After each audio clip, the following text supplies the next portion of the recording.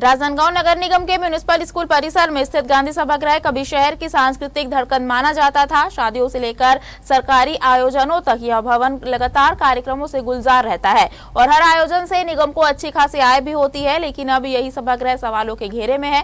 कागजों में मेंटेनेंस और जमीन पर जर्जरता। स्थानीय लोगों का कहना है कि सभागृह के लिए हर आयोजन से मेंटेनेंस शुल्क वसूला जाता है, लेकिन उससे बदले मरम्मत का कोई ठोस असर नजर नहीं आता।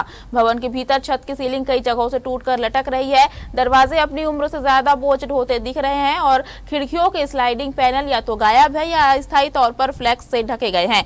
स्थिति यह है कि जहाँ कभी सजावट और रोशनी की चमक होती थी, वहाँ अब जुगाड़ व्यवस्था का अंधेरा ज्यादा दिखाई देता है। सूत्रों के मुताबिक सभागृह से हर साल लाखों रुपए की आय होती है। निजी और शासकीय दोनों तरह के कार्यक्रम लगातार यहां होते हैं, लेकिन स्थानीय सवाल यह है कि जब आय नियमित है तो फिर मरम्मत और देखरेख पर खर्च क्यों नहीं दिखता।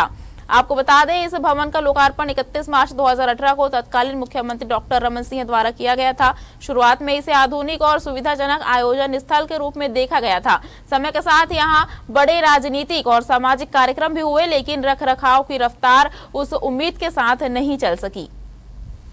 निश्चित तौर पे आपकी प्रश्न बहुत सही है।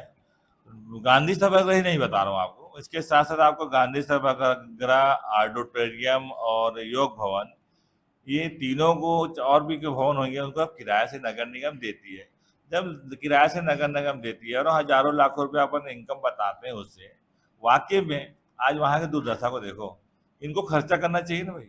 आप पैसा लेते तक सही है, लेकिन पैसा लेने के बाद आप वहां जाके देखिए, उसे मेंटेन तो करिए उसको।